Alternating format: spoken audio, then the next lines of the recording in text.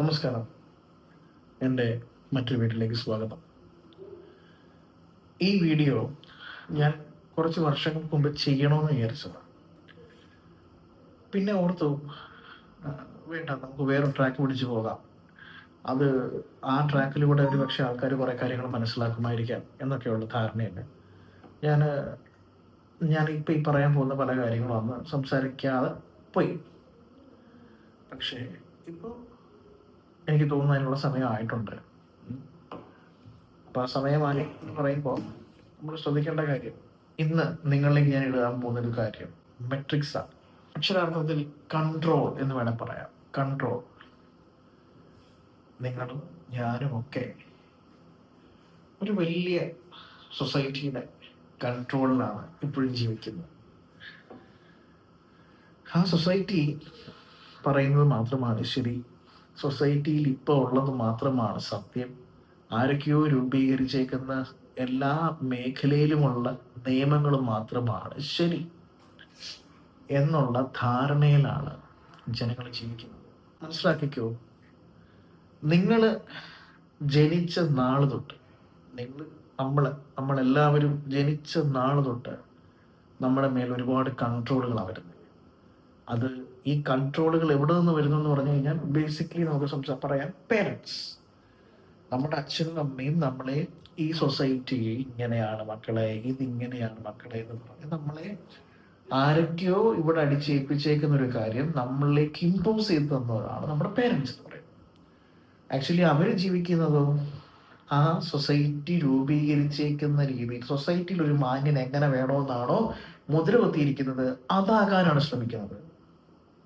സൊസൈറ്റിയിൽ ഒരു വ്യക്തി എങ്ങനെയാണ് അയാൾ മിടുക്കനാണെന്ന് പറയുന്നതോ അതാകുന്നതാണ് സത്യം, അതാണ് റിയാലിറ്റി എന്ന മിഥ്യാധാരണയാണ് വെച്ച് പ്രവർത്തിക്കൊണ്ടിരിക്കുന്നത്. അത് നിങ്ങളുടെ കുട്ടിക്കാലം തൊട്ട്. എവിടെ തുടങ്ങുന്നേ? കുട്ടിക്കാലം തൊട്ട്, ഫ്രം സ്കൂൾ. അത് വീട്ടിൽ നിന്ന് നമ്മുടെ അച്ഛനമ്മേര് 3-3.5 വയസ്സ് 4 സ്കൂളിൽ കൊണ്ടാക്കും. സ്കൂളിൽ ഒരു മാനദണ്ഡമുണ്ട്. ഈ മാനദണ്ഡം എല്ലാം സൈൻ ചെയ്യുന്നവനാണ്, അല്ലെങ്കിൽ അതൊക്കെ ശരിവെക്കുന്നവനാണ് നല്ല വിദ്യാർത്ഥി, മിടുക്കൻ, ജീവിതത്തിൽ വിജയിക്കുന്നവൻ. എത്ര പേര് സ്കൂളിലും കോളേജിലും നല്ല മാർക്ക് വാങ്ങിച്ചിട്ട് എനിക്കറിയാം. കാരണം അവനൊന്നും പ്രാക്ടിക്കൽ കഴിവില്ല. ലൈഫിന്റെ പ്രാക്ടിക്കബിലിറ്റിയിലോട്ട് വരുമ്പോൾ ഉള്ള കഴിവില്ല. അവനൊക്കെ വേണ്ടത്, സ്കൂളിനും കോളേജിനും ഒക്കെ വേണ്ടത് 9 to 5 ജോലി എടുക്കുന്ന എംപ്ലോയീസിനെയാണ്. ആ 9 to 5 ജോലി ചെയ്യാൻ മിടുക്കന്മാരെയാണ് കണ്ടുപിടിക്കുന്നത്. ഞാൻ പറയുമ്പോൾ ഒരുപാട് ഹാർഷായിട്ടോ ഭയങ്കര ഒഫൻസീവായിട്ടോ തോന്നിക്കോട്ടെ എന്ന് വിചാരിച്ചത് തന്നെയാണ്. കാരണം അത് നിങ്ങളോട് ആരോടുമല്ല, ഈ സൊസൈറ്റി ഇങ്ങനെ ആക്കിയെടുത്തു, അത് ആക്കിയിരിക്കുകയും ചെയ്യും. ഇത് മനസ്സിലാക്കാതെ സൊസൈറ്റി റൂൾസ് ആൻഡ് റെഗുലേഷൻസ് ആണ് ഏറ്റവും വലുതെന്ന് പറയുന്ന ആൾക്കാർ നാളെ ഇത് മാറ്റി പറയുകയും ചെയ്യും. അവരെത്ര സൊസൈറ്റിക്ക് വേണ്ടി വാദിച്ചാലും ഇതൊന്നും അവരുടെ പേഴ്സണൽ ലൈഫിൽ അവർക്ക് അനുകൂലമായിട്ട് വരാൻ പോകുന്നില്ല. ഇതാണ് റിയാലിറ്റി എന്ന് പറയുന്നത്. ഞാൻ പറയുന്നത് ഈ കുഞ്ഞു മനസ്സിലേക്ക് ഒരു 3-4 വയസ്സ് തൊട്ട് മോനെ നീ ആരാകണം, നിനക്ക് എങ്ങനെയാകണം, ഇന്ന ജോലി ചെയ്യുന്നവൻ നല്ലത്, ഇന്ന ജോലി പോകുന്നവൻ കൊള്ളത്തില്ല ആണല്ലോ. എന്നാൽ ഈ സ്കൂളിലേക്ക് മെജോറിറ്റി ആൾക്കാർ 90% ഈ പറഞ്ഞേക്കുന്ന പിള്ളേരുടെ അച്ഛനും അമ്മയും ഈ വലിയ അഫ്ലുവൻ്റ് ആയിട്ടുള്ള എലൈറ്റ് ആയിട്ടുള്ള ഗ്രൂപ്പിൽ നിന്ന് വരുന്നവരൊന്നുമല്ല. അവർ കഷ്ടപ്പെട്ട് സമ്പാദിക്കുന്ന പൈസയാണ് ഈ പിള്ളേരുടെ ഫീസായിട്ട് അടച്ചുകൊണ്ടിരിക്കുന്നത്. അത് വാങ്ങി പെട്ടിലിടുന്നതിന് നാണക്കേടൊന്നുമില്ല. പക്ഷെ ഈ ജോലി ചെയ്യുന്നവൻ ഇങ്ങനെയാണ്, ആ ജോലി ചെയ്യുന്നവൻ അങ്ങനെയാണ് എന്ന് പറഞ്ഞ് പഠിപ്പിക്കാൻ മിടുക്കലാണ്. അത് കഴിയുമ്പോൾ അടുത്ത പ്രൊഫഷണൽ നമ്മളെ കൺട്രോൾ ചെയ്യാണ്. അടുത്തത് ഒരു പ്രൊഫഷണൽ കോഴ്സിലേക്ക് പോയെങ്കിലേ ഉള്ളൂ. ബിക്കോസ് 9 to 5 ജോലി ചെയ്യാൻ ആര് വേണം? കുറെ വേലക്കാരെ വേണം. അല്ലെങ്കിൽ ഒരു സ്ഥാപനത്തിൽ ചെന്ന് അവിടെയും പ്രഷർ, ഇന്നത്തെ ഏറ്റവും വലിയ കോമഡി അല്ലേ, പ്രഷർ കൊടുക്കുക. പ്രഷർ ചെയ്ത് ഒരുവിനെ നശിപ്പിക്കുക എന്നുള്ളതാണ് ഉദ്ദേശം. എസ്പെഷ്യലി IT മേഖലയിലൊക്കെ ആണെങ്കിൽ നിങ്ങളിലേക്ക് ഒരു വലിയ ടാസ്ക് തന്നു വെച്ചിട്ട് നിങ്ങളുടെ നല്ല സമയത്തെ ബുദ്ധിയും മജ്ജയും എല്ലാം ഊറ്റിയെടുത്തിട്ട് അവസാനം ഒരു 10-40-45 വയസ്സാകുമ്പോഴത്തേക്ക് നിങ്ങൾക്ക് ഒരു കഴിവില്ല എന്ന് പറഞ്ഞ് വെളിയിലോട്ട് തള്ളും. എന്നിട്ട് വേണം അവൻ അടുത്ത ആളെ പിടിക്കാൻ. ഇങ്ങനെ ഒരു രീതിയിലും പ്രതിബദ്ധതയോ ഒരു രീതിയിലും ഇമോഷണലിയോ ഒരു കടപ്പാടോ ഇല്ലാത്ത സൊസൈറ്റിയെ തൃപ്തിപ്പെടുത്താനാണ് മെജോറിറ്റി ആൾക്കാരും ജീവിക്കുന്നത്. അത് കുട്ടിക്കാലത്തുനിന്ന് വരുന്നു. ഇതെല്ലാ മേഖലയിലും ഉണ്ട്. Medical field. അടുത്തത് ആരോഗ്യ മേഖല. മെജോറിറ്റി ആൾക്കാരും വിശ്വസിച്ച് വെച്ചേക്കുന്നത് ഹോസ്പിറ്റൽസ് ഇരിക്കുന്നത് അവനവൻ്റെ നന്മയ്ക്കാണെന്ന്. നിങ്ങളെ എങ്ങനെ രോഗിയാക്കാം എന്നാണ് ഓരോരുത്തരും നിശ്ചയിച്ച് വെച്ചേക്കുന്നത്. എങ്ങനെ രോഗിയാക്കാം. എവിടേക്ക് തിരിഞ്ഞാലും ഒരു വീട്ടിൽ നിന്ന് ഇറങ്ങി 50 മീറ്റർ താണ്ടണ്ട ഹോസ്പിറ്റൽസിന്റെ പരസ്യങ്ങൾ മാത്രമേ ഉള്ളൂ. ഹോസ്പിറ്റൽസിന്റെ പരസ്യം എന്ന് പറഞ്ഞാൽ നിങ്ങളുടെ മാരകമായ അസുഖങ്ങൾ നിങ്ങൾക്ക് വന്നു കഴിഞ്ഞാൽ എങ്ങനെയാണോ അത് വിഷ്വലൈസ് ചെയ്യിപ്പിക്കാൻ വേണ്ടിയിട്ട് അതിൻ്റെ ചിത്രങ്ങളും കാര്യങ്ങളും എല്ലാം വെക്കും. എന്നിട്ട് കുറെ സാന്ത്വന വചനങ്ങളും അതും വിശ്വസിച്ച് അവനവൻ്റെ ഉള്ളിലുള്ള ശക്തിയെ മനസ്സിലാക്കാതെ അസുഖം വരുന്നത് മറ്റ് പുറമേയുള്ള ഫാക്ടേഴ്സ് കൊണ്ടാണെന്ന് വിശ്വസിപ്പിച്ച് അതിന് നിങ്ങളെ കൊണ്ട് തന്നെ മരുന്ന് ഉണ്ടാക്കാനുള്ള മാർഗം നിങ്ങളെ അവരുടെ പൈസ വാങ്ങണമല്ലോ, അതിനുള്ള ഒരു കച്ചവട വിപണന മെഷീനാക്കി മാറ്റി നിങ്ങൾ പണിയെടുക്കുന്നത് ഹോസ്പിറ്റൽസിന് നേടാനാണ്, അല്ലാണ്ട് നിങ്ങൾ ഗോൾസ് അച്ചീവ് ചെയ്യാനൊന്നുമല്ല. അടുത്ത മേഖല സ്പിരിച്വൽ മേഖല. ഏറ്റവും വലിയ തട്ടിപ്പ് നടക്കുകയാണല്ലോ ഇപ്പം. ഇപ്പം തന്നെ 2020 ശേഷം ജനങ്ങൾ ഇത് ദൈവമില്ല, ദൈവത്തിന്റെ കയ്യിലല്ല, അല്ലെങ്കിൽ മറ്റു ശക്തികളുടെ കയ്യിലല്ല. കാരണം അമ്പലങ്ങളടക്കം അടച്ചിട്ടു, എല്ലാ വിശ്വാസങ്ങളും പൂട്ടി, അമ്പലവും പള്ളിയും എല്ലാം ലോകം മുഴുവൻ അടച്ചിട്ടു. ഒരുത്തരെയും രക്ഷിക്കാൻ ആരും വന്നില്ലല്ലോ. അപ്പൊ അതൊന്ന് കഴിഞ്ഞ് അവനവന് ഇതെല്ലാം നമ്മുടെ കയ്യിലാണെന്ന് പറഞ്ഞിറക്കിയപ്പോഴത്തേക്കും ഉടനെ ഗ്രൂപ്പ് ഓഫ് പീപ്പിൾ ഇല്ല. അത് ഇപ്പൊ നോക്കിയാൽ മതി, എല്ലാ ചാനലിലും ഓരോ അമ്പലത്തിന്റെയും ഓരോ ദേവന്റെയും ദേവിയുടെയും വിശേഷ വർണ്ണാണ്. എന്തേ കൊറോണ സമയത്ത് ഇവരൊന്നും രക്ഷിക്കാൻ വന്നില്ല? കൊറോണ സമയത്ത് ഈ പറയുന്ന ആൾക്കാരെ ഇവരെ എല്ലാം ഭജിച്ചിരുന്നല്ലോ. ഈ ഭജിച്ചിരുന്ന ആൾക്കാരുടെ വീട്ടിൽ എന്താ മരണങ്ങൾ സംഭവിച്ചേ? കൊറോണ വരുമെന്ന് പേടിച്ച് ആത്മഹത്യ എത്ര പേരുണ്ട്? എന്താ ഈ ശക്തികളൊന്നും വന്ന് അന്ന് രക്ഷിക്കാനേ? അപ്പൊ ഇത് ഒരുവന്റെ ആത്മബലത്തിലാണെന്നുള്ള സത്യത്തിലേക്ക് എത്തിച്ചപ്പോൾ അത് ആൾക്കാർ മനസ്സിലാക്കാൻ തുടങ്ങിയപ്പോൾ അടുത്ത മാഫിയ വന്നു. എങ്ങനെ? വീണ്ടും പണ്ടത്തെ ബാക്കിയായിട്ട് അമ്പലങ്ങളായിക്കോട്ടെ, പള്ളികളായിക്കോട്ടെ, അതിന്റെ വർണ്ണനകള്, ഓരോ ദേവന്റെയും ദേവിയുടെയും വർണ്ണനകൾ, ഈ വർണ്ണിച്ച് ഇത്രയും അന്ധമായിട്ട് വർണ്ണിച്ച ആൾക്കാരെ എന്തുകൊണ്ട് ഇത്രയും വർഷങ്ങളായിട്ടും നിങ്ങൾ ഉദ്ദേശിച്ച തലത്തിലേക്ക് എത്തിച്ചില്ല? അമ്പലത്തിന്റെ മുന്നിൽ അമ്പലത്തിൽ പോകണമെന്നുണ്ടെങ്കിൽ അമ്പലത്തിന്റെ ഊർജത്തിൽ ഇരുന്നാൽ മതിയെങ്കിൽ അമ്പലത്തിന്റെ ഊർജത്തിൽ ഇരിപ്പുണ്ട് കുറെ ഭിക്ഷക്കാര്. എന്തുകൊണ്ട് അവരുടെ കർമ്മ ക്ലെൻസായി അവർ ഉയരുന്നില്ല? കുറെ സ്പിരിച്വൽ വാദികളുണ്ട്, കുറെ റിലീജിയൻ ഞാൻ പറയുന്നില്ല, ഈ റിലീജിയനെ ഇപ്പൊ അത് സ്പിരിച്വൽ ആക്കിയിട്ടുണ്ട്. ശിവനെയും പാർവതിയും ഒക്കെ ഒരു റിലീജിയസ് പെർസ്പെക്റ്റീവ് എന്ന സാധനത്തെ ഇപ്പൊ അതാണ് സ്പിരിച്വൽ എന്നുള്ള രീതിയിലേക്ക് ആക്കി വെക്കുന്നുണ്ട്. ഗോപ്തം ശിവ എന്തിനു ചൊല്ലണം, എന്താണ് അതിന്റെ ആസ്പെക്ട്, ഇതൊന്നും അറിയത്തില്ല. അതൊന്നും അറിയിക്കാതെ നിങ്ങൾ ഇന്ന ദേവനെ പ്രീതിപ്പെടുത്ത്, ഇന്ന ദേവിയെ പ്രീതിപ്പെടുത്ത്, ഇന്ന വഴിപാട് കഴിക്കും, ദേവി അങ്ങനെ ചെയ്യും, ദേവൻ അങ്ങനെ ചെയ്യും, മറ്റേതാണ് മറിച്ചതാണ്. അടുത്ത കൺട്രോളാണ്, അടുത്ത മെട്രിക്സ് ദേ ക്രിയേറ്റഡ്. അതിൽ നിന്നൊന്നും ഒരു മെജോറിറ്റി ആൾക്ക് ഒരു ഊഴിപ്പോരാൻ പറ്റത്തില്ല. അവർ വിചാരിച്ചാലും പറ്റത്തില്ല. ഞാൻ ഈ പറയുന്ന കാര്യം സത്യമാണെന്ന് നിങ്ങളുടെ ഒരു മനസ്സ് പറഞ്ഞാൽ ഇപ്പുറത്തെ മനസ്സത് അതിനെ പ്രതിരോധിക്കാനുള്ള അടുത്ത സാധനം നിങ്ങളെ കൊണ്ട് ചിന്തിപ്പിക്കും. അടുത്ത മേഖല ഏതാ വേണ്ടേ? കല്യാണ മാർക്കറ്റ്. കല്യാണ മാർക്കറ്റിനകത്ത് ചെറുക്കന് എന്താ ജോലി? ചെറുക്കന് എത്ര ആസ്തിയുണ്ട്? ചെറുക്കന് വീടുണ്ടോ, കാറുണ്ടോ, മറ്റേതുണ്ടോ, മറിച്ചതുണ്ടോ? ഇങ്ങനെ നോക്കി ചെറുക്കന്റെ വീടും സ്വത്തും നോക്കി കെട്ടുന്നവരെല്ലാം ഡിവോഴ്സായി കിടപ്പുണ്ട് ഒരു കൂടുതൽ. അപ്പൊ ചോദിക്കാം, പ്രേമിച്ച് കല്യാണം കഴിക്കുന്നവരുണ്ട്. അതിന്റെ കൂട്ടത്തിൽ ഞാൻ പറയേണ്ട കാര്യങ്ങൾ പറഞ്ഞു കഴിഞ്ഞിട്ടുണ്ട് എന്റെ ചാനൽ. എങ്ങനെയാണ് ഒരു റിലേഷൻഷിപ്പ്, ഒരു ജാതകം കൂടി ചേരുന്ന കണക്ക് എങ്ങനെയാണെന്നുള്ളത്. ഒരു ജാതകം ചേരുക എന്ന് പറയുന്നത് എന്താണ് അതിന്റെ മാനദണ്ഡമെന്ന് എന്നടക്കം ഞാൻ പറഞ്ഞിട്ടുണ്ട്. 10 പൊരുത്തോ 8-10 പൊരുത്തോ ഒക്കെ ഉള്ള കുറെ പേരുണ്ടല്ലോ. ഇത്രയും പൊരുത്തങ്ങളും കാര്യങ്ങളും ഉണ്ടായിട്ട് എന്താ ഇത്ര ഡിവോഴ്സ് കേസ് ഉണ്ടാവുന്നത്? അതും ലൂപ്പ് ഉണ്ടാക്കിയിട്ടുണ്ട്, കൺട്രോളിങ് സിസ്റ്റം ഉണ്ടാക്കിയിട്ടുണ്ട്.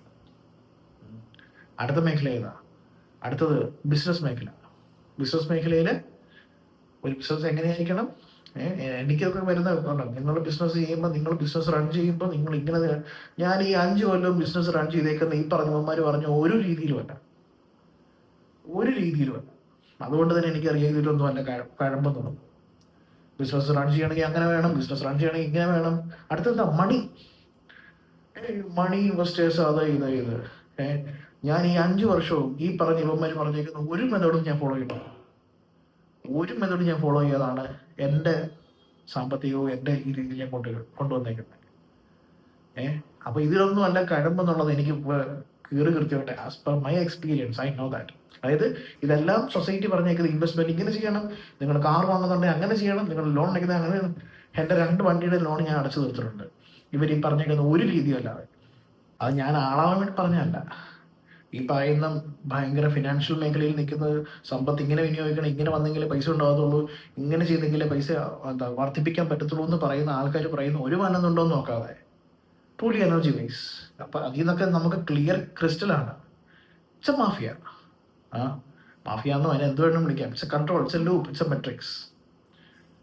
അതുപോലെ തന്നെ റിലേഷൻഷിപ്പ്, ബന്ധങ്ങളെ കാണേണ്ട രീതി. If you are too much emotional you are a fool. അത്രയേ ഉള്ളൂ. If you are too much emotional you are a fool. ഞാൻ പറഞ്ഞൊരു ബന്ധത്തിലാണ്. ഒരു ഭർത്താവ് ഒരു കല്യാണം കഴിച്ചു, ആ പെണ്ണും ഭർത്താവും തമ്മിൽ ഒരു രീതിയിൽ ഒത്തുപോകുന്നില്ല, സൊസൈറ്റിയെ സന്തോഷിപ്പിക്കാൻ വേണ്ടി അവർ ജീവിക്കുകയാണെങ്കിൽ ദേ ആർ ഫൂൾസ്. അല്ലെങ്കിൽ ഭർത്താവിൻ്റെ അടി എന്നും രാവിലെ കിട്ടുന്ന ഒരാളാണെങ്കിൽ ആ ബന്ധത്തെ ചേർത്ത് പിടിക്കാനാണ് ഈ പറയുന്ന അടുത്തത് കൗൺസിലേഴ്സ്.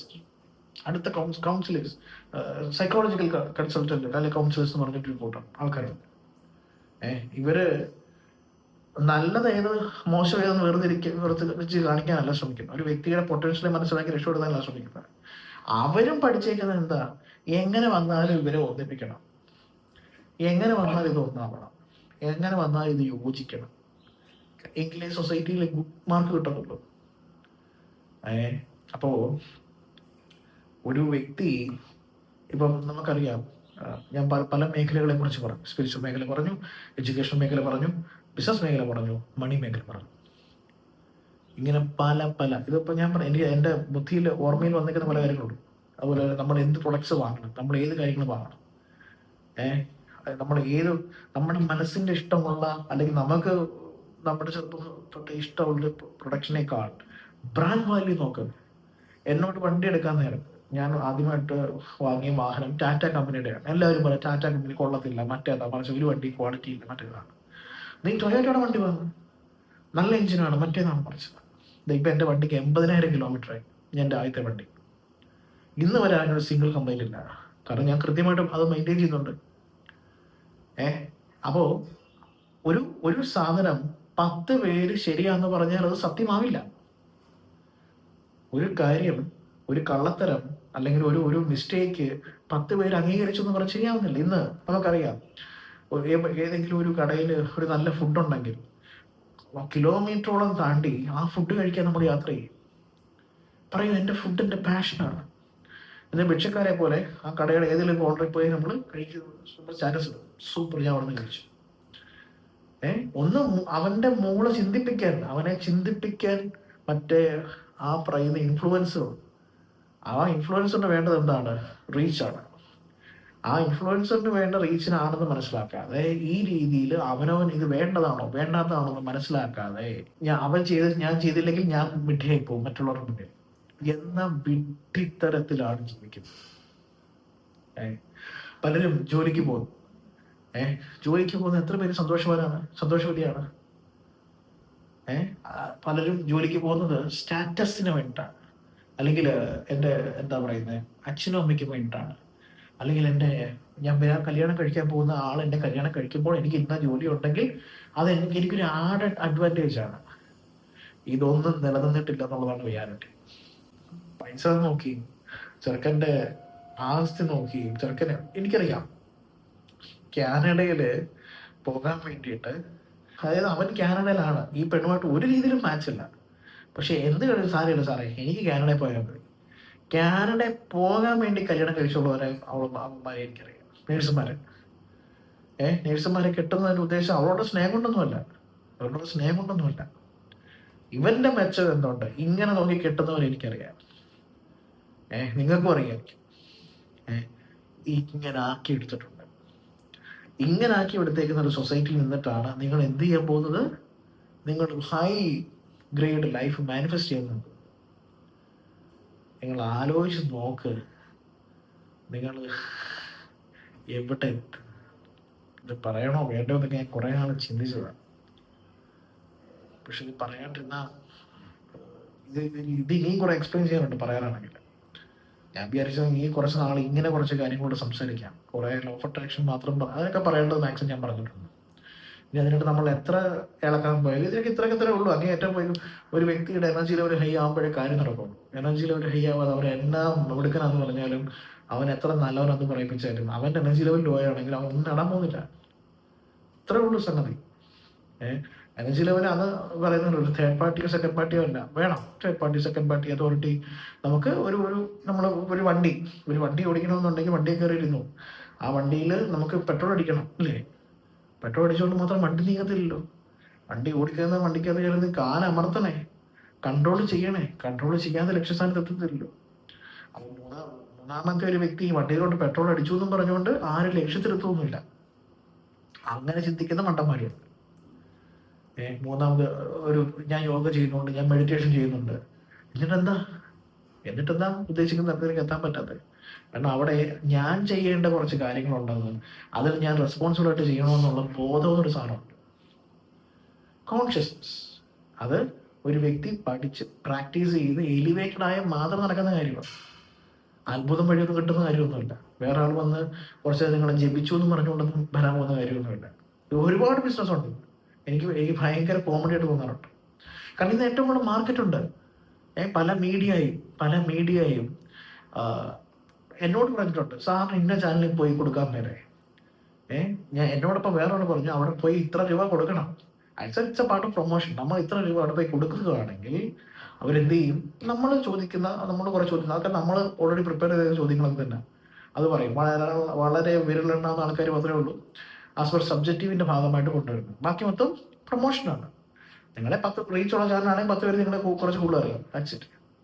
ഇന്ന് ഈ നാഴിക വരെ എൻ്റെ കോൺഫിഡൻസ് എന്താണെന്ന് വെച്ച് കഴിഞ്ഞാൽ, ഇന്ന് ഈ നാഴിക വരെ ഒരു ബിസിനസ്സിനും പങ്കാളിത്തമില്ലാതെ, ഒരു ബിനാമി ഇടപാട് നടത്താതെ, ഒരു റിയൽ എസ്റ്റേറ്റ് പരിപാടി നടത്താതെ, അതേപോലെ തന്നെ ഒരിടത്തും പ്രൊമോഷന് പോകാതെ, എൻ്റെ ചാനലിൽ വീഡിയോ കണ്ട് എൻ്റെ വീഡിയോസിലൂടെ എൻ്റെ ക്ലാസ്സിലേക്ക് ജോയിൻ ചെയ്ത് അവർ തന്നേക്കുന്ന ഫീസിൽ നിന്ന് മാത്രം കെട്ടിപ്പൊക്കിയതാണ് എൻ്റെ ലൈഫ് എന്ന് പറയുന്നത്.